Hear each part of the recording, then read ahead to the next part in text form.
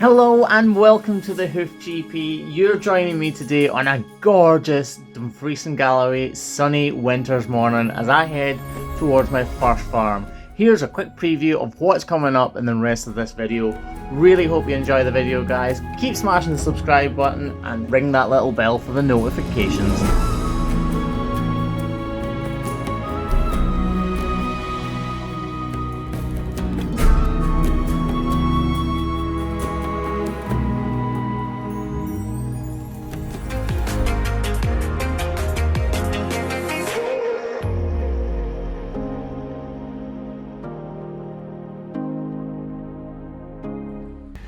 Hello. Do you mind if I film your feet? Sure you don't, do you?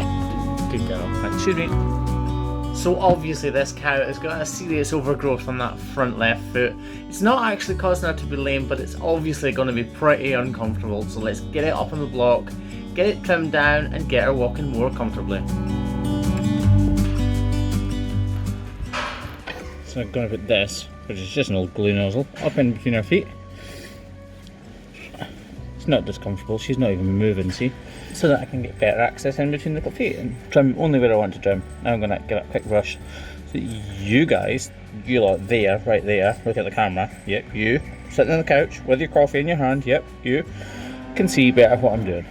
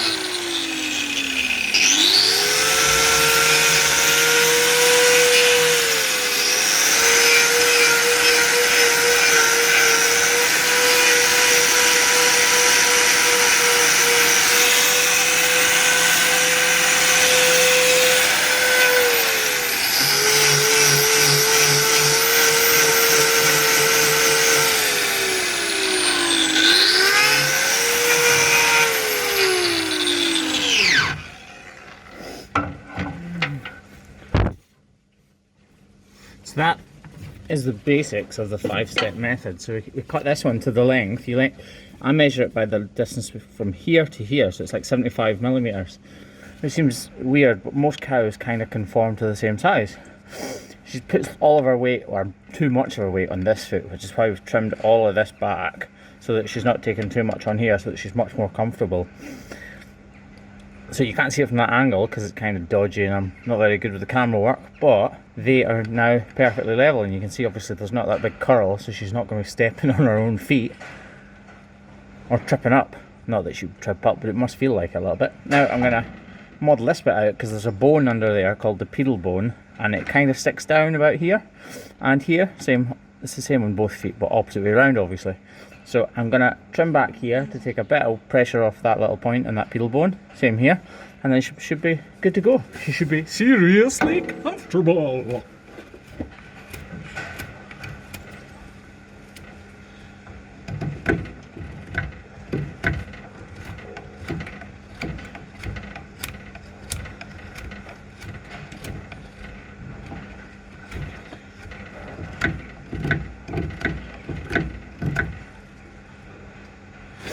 It might look like we're just kind of carving away willy-nilly when I'm like that in there, but you're working with really, really small dimensions. The distance between the horn and flesh in there should be about between 5 and 7 millimeters. So if I take a deep cut in the wrong place, this poor cow is going to be lame, isn't she?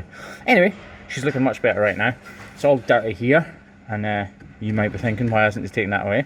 Well, the reason is I want to keep that as high as I possibly can, because I want to give this foot a little bit of a rest and transfer most of the weight well, not most of the weight, but about 55% onto here. So this gets a slight rest, but then they end up being level. For most of the time, she's up and about, walking about, and she's much more comfortable that way, isn't she? So I'm going to slam this back in the ground and see what you guys think.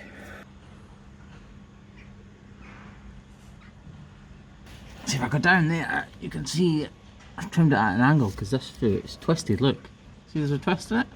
So if I put the camera like that, this is square or perpendicular to this wall here, the axial wall we call that.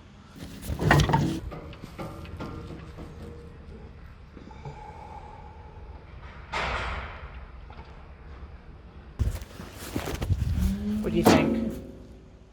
I think she'll be out in the town tonight showing the ladies and be like, whoa, look what the Hoof GP did to my feet. I think she will.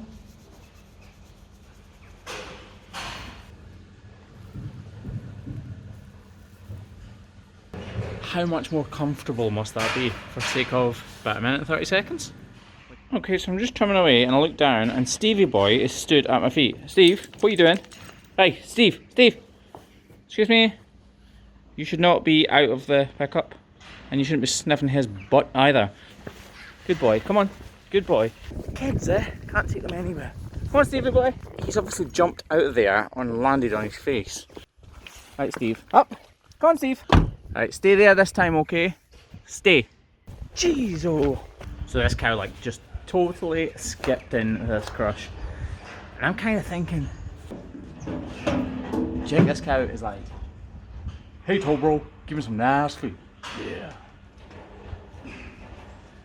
Or maybe she's just friendly. You never know. So this cow was actually brought in 2 months ago. I know that because my computer told me that. And she actually had a block on the last time and a very bad white line, and it's great to see cows like this because it really teaches me what I've done right and what I've done wrong, and in this case it's what I've done right, so I'm pretty chuffed about it. So she had a white line up here, well she's got a white line anyway, she had a white line defect up here. Now the decision, you can actually see where the ridges I put in from the grinder last time to make sure that the blocks stuck are on this claw here. Now you can see all of this is red. And you would think that's bad, but it's just because this is very thin because it's new horn. So I'm looking at this, I'm thinking, is this going to be okay without a block on? And the answer is yes, because I've not reduced the height of this at all.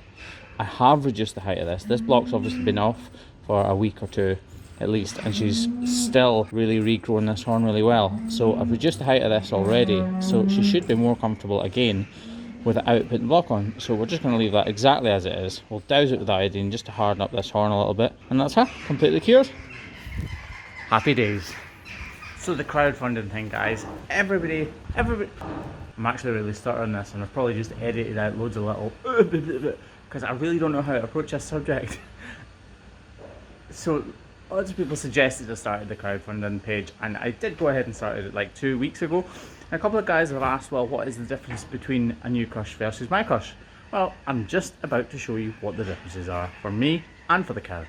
So this is the crush, guys. It's approximately 8 years old. It's a Whopper 51, and it's done approximately 110 or 120,000 cows now. So how does it work? Let's see.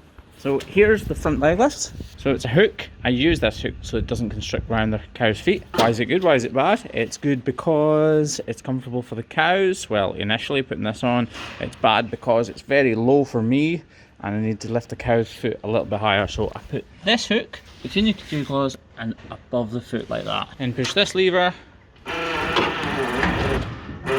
and up she comes. So although it's lifted it up fairly well, it's really low for me.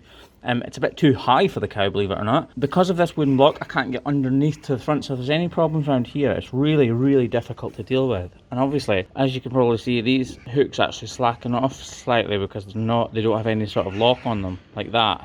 I'm doing that with my finger, but you get the idea. The head gate. The only problem with this one is, it opens like this, like a pair of scissors.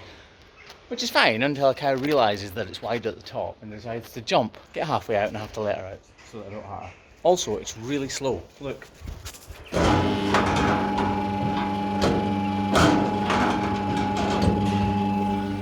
Whereas on the HDL Pro or the Appleton Steel, which is the one on the GoFundMe page, it is really fast. So you never miss cows. Next up, the rear leg lift.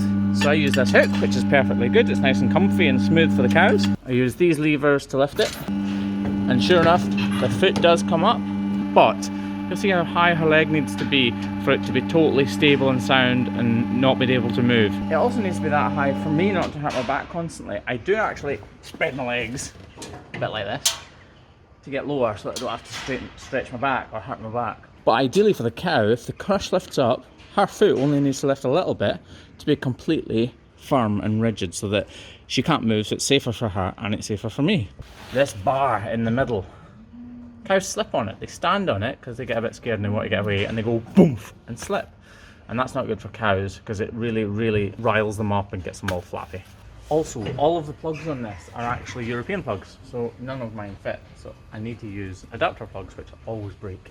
Apart from that, the crush works pretty well. There's a few cracks here and there. Bashes from cows being idiots along the way. Well, bulls being idiots more actually. Anyway, on with the video. So a lot of the time you guys ask me what these are, and these are called dewclaws. They're kind of left over from evolution basically. The foot used to be very, very different on cows. I'm not sure in what way, but obviously these were actually of use. Now they are no use whatsoever. They just attract dirt. A lot of the time I don't touch them because they're usually small, but in this case they're like maybe 3 inches long, so we need to trim them back here. You guys all often ask me, do I bother trimming them? Well, in this case, yes I do. So let's get rid of them.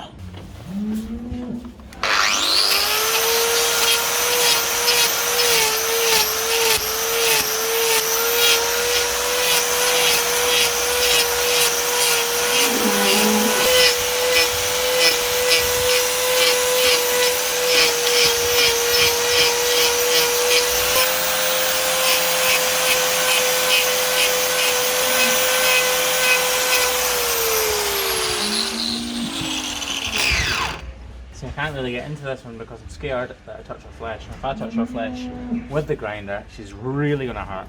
And she's probably not going to thank me for it, so just prop it forward with that. And now we can.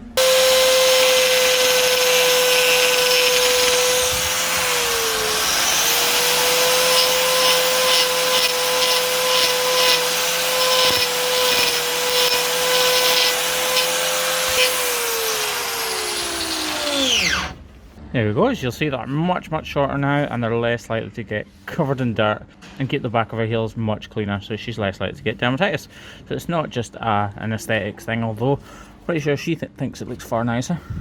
So guys, I had a fantastic Monday morning. I really hope you did too. Thanks very much for joining me on this beautiful sunny Scottish morning. Really hope you enjoyed the video. Join me again soon and speak to you in the live chat on Thursday night. Cheers guys, bye.